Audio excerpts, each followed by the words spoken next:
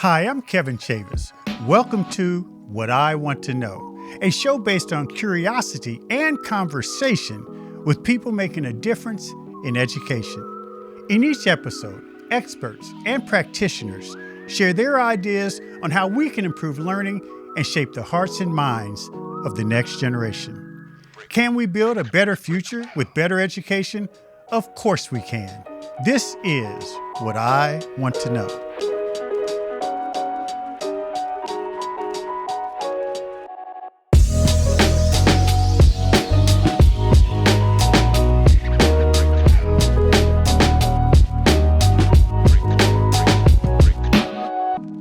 Social and emotional learning is defined as the process by which young people acquire the knowledge and skills to develop healthy identities, manage their emotions, show empathy for others, and achieve their personal goals. After 2 years of pandemic lockdowns and social unrest, has the need for social and emotional learning ever been greater? Are we providing teachers, staff, and administrators with the tools they need to help students who might be struggling? And are we doing enough at the policy level to ensure that social and emotional learning remain a priority in the future? This is What I Want to Know. And today I'm joined by Dr. Aaliyah Samuel to find out.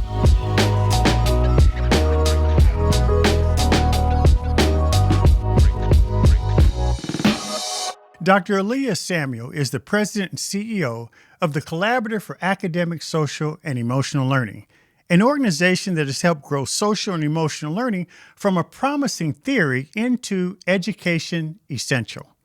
After starting her career as a special education teacher and principal in Florida, Dr. Samuel became an advocate for social and emotional learning and has worked with the U.S. Department of Education and at Harvard University. Today, she joins us to discuss how recent events have raised the stakes when it comes to our children's social and emotional development and what we need to do to ensure our kids are getting the support they need when they need it most. Dr. Samuel, welcome to the show. Thank you so much for having me. You grew up in Washington State, and when I was reading about you, you said that you had your own challenges being one of the only Black and Latino students in your community. I couldn't help but draw on that fact, especially when you ended up as in the career you're in. So talk a little bit about that experience and how that sort of guided your education journey. Yes, thank you. It's fascinating looking back now. I had no idea how valuable those experiences would be. And at that time, it was very rare that you could be both. I either had to be Black or Latina. And I very much present as a Black woman. I also take great pride in being a Black woman, but I also take great pride in being Latina. My family's from the country of Panama. I am bilingual. And so growing up bicultural, it was quite the unique experience in realizing how I saw myself versus how the world saw me was very different. And I think it's important to understand now for our students, it's the same thing. And many of them are going through the same challenges, that they present themselves one way or the world sees them in another way, but they also hold multiple cultures or identities within themselves. And how important it is for educators to be able to affirm that sense of identity and belonging. Define for us what social emotional learning is, because as you know, there's been variations of what it really means in recent years. Yeah. Well, one of the things we know and educators know is that learning is both social and emotional. One of the things we have now that we didn't have 30 years ago or 50 years ago is the amount of research and evidence around social emotional learning and what does it mean and how does it show up. And so social emotional learning is that lifelong process of learning. It's about those foundational skills, such as how do we communicate effectively? How do we make good decisions? How do we stay motivated? And what's happened is that because we have different groups of people talking about these same skills but using different words, Yeah. it's created some confusion in the field. I mean, we have employers talking about right now, I can find lots of people with, for example, tech skills, but I need people with soft skills or essential skills that can build my teams, that can work collaboratively with others, that can persist through complex problems. Those are rooted in social emotional learning skills. So whether it's in early childhood all the way through the workforce, through that strain of K-12 in between, these skills are critical in how we think and how we develop. And when you peel back, and get to the foundation of these skills, we're talking about one, self-awareness. How do you understand your emotions, your thoughts, and how they influence your actions?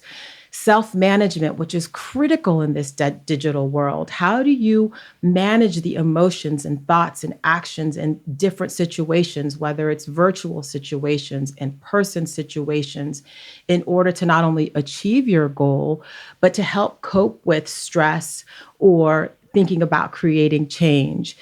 Social awareness, that's how we understand different perspectives and empathize with others. And who doesn't need that right now at a time when, there's so much happening socially? And then we know overall that relationship skills are really, really critical. How do we build and maintain connections to others? And we saw how impactful the lack of relationships were during the pandemic, particularly at the peak when we were going through isolation, and the impacts on our kids. And I think, lastly, responsible decision making. How do we make sure that we're thinking about strong, constructive decisions and choices, not only for ourselves, but for others? And so thinking about the impacts of our actions, thinking about that post or that tweet before you put it out there into the world, as you were mentioning the digital space. How do we think about all these complex problems that we're grappling with at the local community level, at the state level, even nationally? And how can we start collectively thinking about solutions to these problems? And so these skills that we're talking about are more important now than ever. And then when we think about the workforce of the future, I have 2 young sons. We don't even know what jobs will exist in 2030, 2040 because of how fast technology is changing. So we need kids who will become our adults to have critical thinking skills, who can persist through these complex problems, because we don't know what jobs we're preparing them for. And so at the core of it, these skills are critical to the lifelong success of our young people. Yeah, I mean, look, that's music to my ears. I say all the time that the stand and deliver approach that most schools still engage in, and by the way, is taught still in ed schools, is passé, is a thing of the past. And as you mentioned, the average 5-year-old will work in a job that doesn't exist now. And when you talk about solutions, part of the solutions is it does come down to our teachers, administrators, school leaders, folks who are impact on children each and every day to look at things a little differently.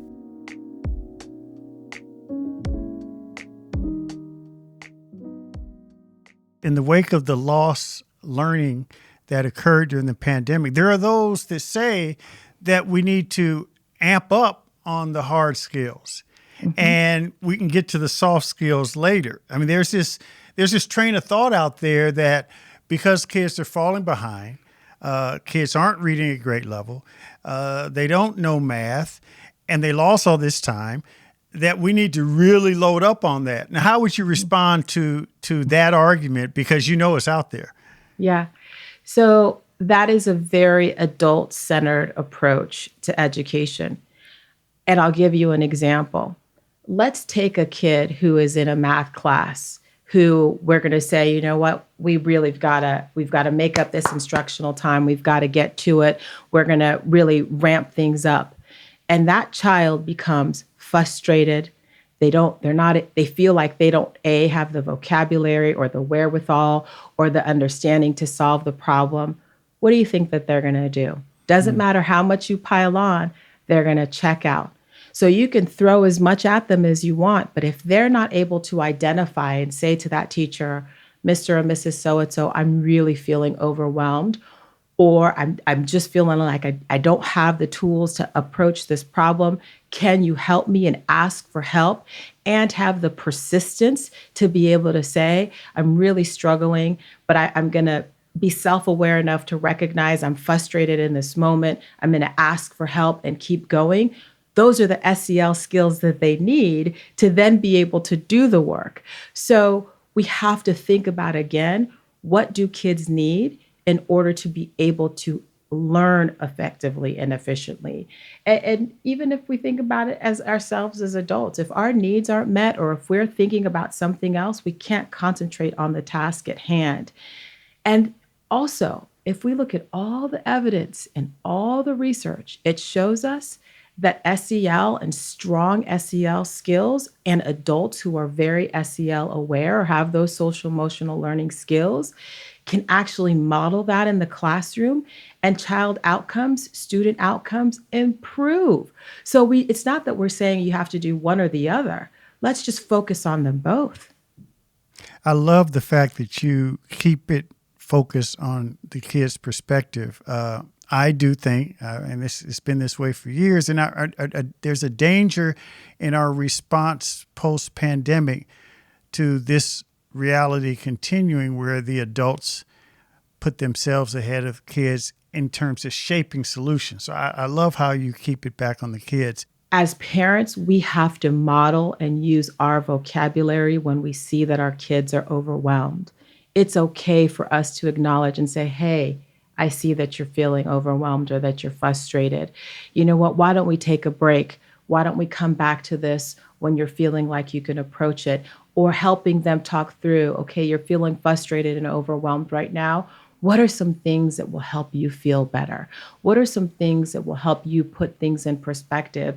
Because that not only acknowledges how your child is feeling, but then shows them, wait a minute, my parents understand. And it gives them the vocabulary and the tools that they need to be able to articulate how they're feeling. And these skills take practice. It takes practice in modeling. And so that's one thing. The second thing is, for social emotional learning to be done well, it doesn't just happen in the classroom. It doesn't happen just in the school. It is truly a school, family, community partnership. So having that partnership with the school to be able to talk to the teachers and say, you know, my child's feeling overwhelmed in X, Y, and Z. How can we collectively support where they are? And there's a sense of advocacy that parents should have to be in partnership, in true partnership with the school. And the same for the school. I mean, we saw so much flexibility that schools provided for parents of Zoom parent-teacher conferences. They started hosting parent cafes virtually in the evenings. Like, find ways to reach out to parents to really address the, how kids are feeling right now. And we have to acknowledge it, because our kids are telling us one way or another. It's whether or not we as adults are willing to listen. Going back to what schools can do, I've long believed, I've said this on other shows, that it's not just the teachers or administrators, it's also the staff and their interaction with children that is really important. That's why I believe that it's important to have your staff trained to be trauma-informed staff, as well as your teachers and administrators.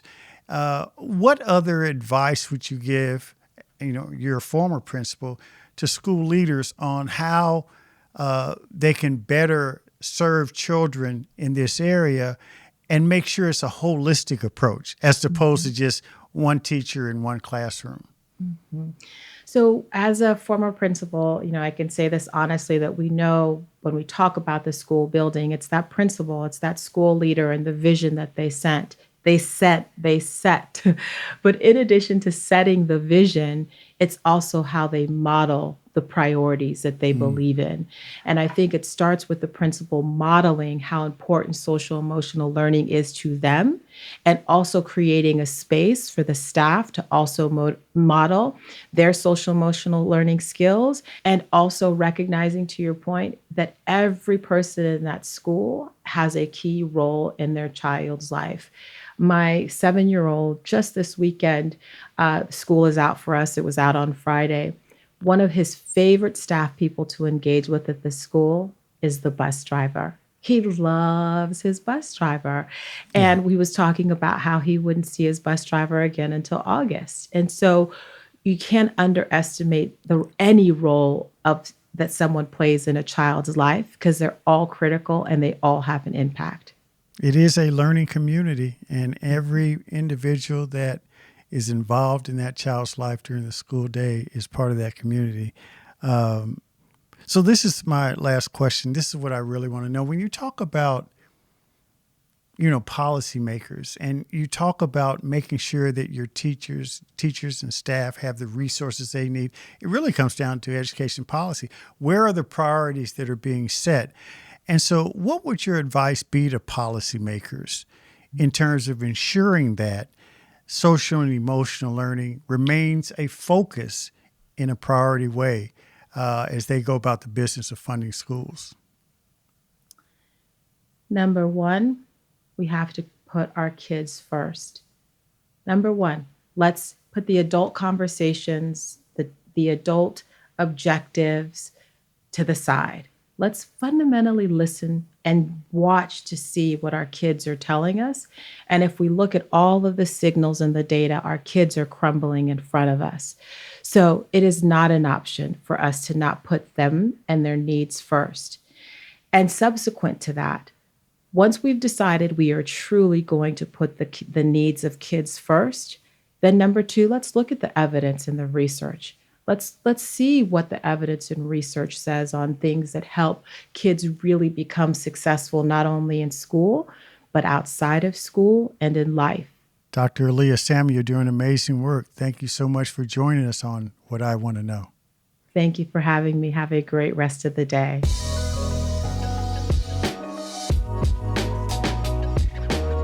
Thanks for listening to What I Want to Know. Be sure to follow and subscribe to the show on Apple Podcasts, Spotify, or your favorite podcast app, so you can explore other episodes and dive into our discussions on the future of education. And write a review of the show.